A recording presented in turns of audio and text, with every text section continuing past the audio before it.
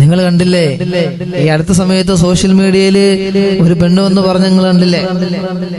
മദ്രസയിൽ പഠിച്ചത് ഞാൻ കാണുമ്പോൾ അതിങ്ങനെ ഓർക്കുമ്പോ എനിക്ക് ദേഷ്യം വരാം.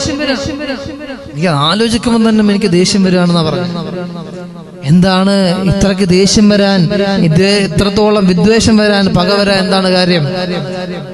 മദ്രസയിൽ അത്രത്തോളം ദേഷ്യം തോന്നാൻ, ഒരു വെറുപ്പ് തോന്നാൻ എന്താണ് ആ മദ്രസയിൽ പഠിപ്പിച്ചത്? മാതാപിതാക്കളെ അനുസരിക്കണമെന്ന് പറഞ്ഞതാണ്, കുടുംബബന്ധം ചേർക്കണമെന്ന് പറഞ്ഞതാ, അയൽവാസികളോടുള്ള ബഹുമാനത്തെ കുറിച്ച് പറഞ്ഞതാണോ? എന്താണ് എത്രത്തോളം ദേഷ്യം വരാൻ മദ്രസയിൽ ഉസ്താദ് പഠിപ്പിച്ചതെന്ന് ചോദിക്കാം. വല്ലാതെ ദേഷ്യം വരുന്നു എന്നാ പറഞ്ഞത്. നിങ്ങൾ ആലോചിച്ച് നോക്കിയേ. കാരണം എനിക്ക് തോന്നുന്നത് ഈ വിഷയത്തിൽ രണ്ട് കാര്യങ്ങളാണുള്ളത്. ഒന്ന്, ഇസ്ലാമിനെ കുറിച്ച് പറഞ്ഞാൽ വേഗം റീച്ച് കിട്ടും. കാരണം മുസ്ലിമീങ്ങളെ കുറിച്ച് പറഞ്ഞാൽ, ഇസ്ലാമിനെ കുറിച്ച് എന്തെങ്കിലുമൊക്കെ പറഞ്ഞു കഴിഞ്ഞാല് ആളുകൾ അതെടുത്ത് നന്നായിട്ട് അലക്കും. അതുകൊണ്ട് ജനങ്ങൾക്കിടയിലേക്കൊക്കെ ഒന്ന് എത്താം. കാരണം ഇപ്പൊ റീച്ചൊക്കെ പോയിരിക്കുകയാണ്. കാരണം എന്താ, ബിഗ് ബോസിലൊക്കെ പോയി ഇപ്പൊ ആരും പരിഗണിക്കാതിരിക്കുമ്പോൾ ചിലപ്പോ അങ്ങനെ തോന്നലുകളൊക്കെ വരാം.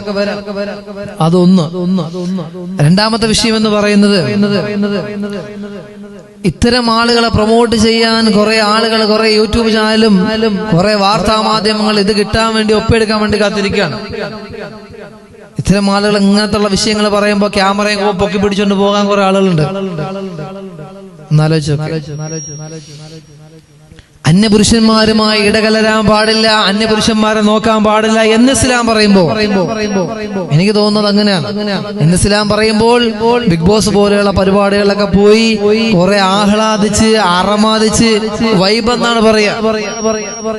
പത്രത്തോളം എന്തോ സംഭവം, വലിയ സന്തോഷം അറമാദിച്ചപ്പോ ഈ ഒരു സന്തോഷത്തെ ആണല്ലോ ദീൻ ഇസ്ലാം തടയിടുന്നത്. ഇതിനാണല്ലോ ഇസ്ലാം തടയുന്നത് എന്ന് പറയുമ്പോൾ ചിലപ്പോൾ ദേഷ്യം തോന്നുമായിരിക്കും. കാരണം ഇത്തരം കോമാളിത്തരങ്ങൾക്ക്, ഇത്തരം തെറ്റുകൾക്ക് ഇസ്ലാം കൂടെ പിടിച്ചു കൊടുക്കുന്നില്ല. ചിലപ്പോ അങ്ങനെ ആയിരിക്കും.